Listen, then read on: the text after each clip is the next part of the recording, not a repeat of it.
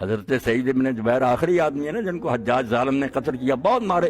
1,20,000 تو امام ترمذی صحیح سند سے لکھتے ہیں نا کہ دربار میں لٹا کر جن کو چھری سے ذبح کیا، 1,20,000 وہ ہے، سفاک تھا، مبیر حضور نے فرمایا کہ ہلاک ہوگا، ویسا ہی تھا۔ تو سعید ابن جبیر رضی اللہ عنہ کو جب ابن عباس کے شاگرد قتل کرنے لگے تو انہوں نے کعبہ کی طرف رخ کر لیا،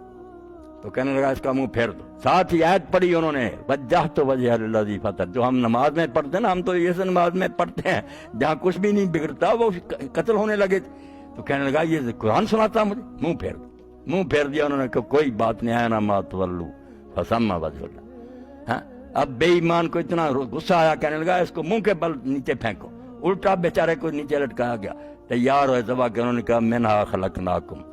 وفیہا نعیدکم ومنہا نخرجکم، اسی سے پیدا کیا، اسی میں لے جائیں گے۔ پھر بعد میں جب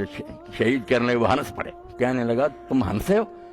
موت ہے تم ہنس رہے ہو؟ اس نے کہا ہنسا ہوں اس بات پر کہ تو اتنے نیک لوگوں کو قتل کر چکا،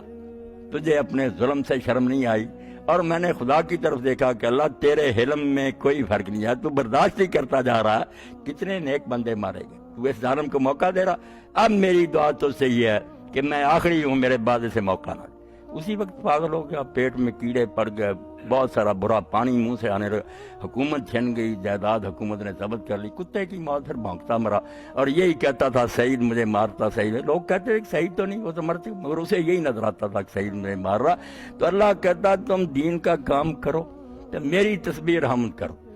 میں آپ تمہارے دلوں کو مضبوط کروں گا، اور ساری مصیبتوں میں تم نہ ہنستے کھیلتے گزر جاؤ گے، کوئی مشکل نہیں آئے گی اگر میرے ساتھ تمہارا تعلق مضبوط ہو۔ اللہ ہمیں اس نماز کا تھوڑا سا حصہ بھی نصیب کر دے۔ وآخر دعوانا الحمدللہ رب العالمین۔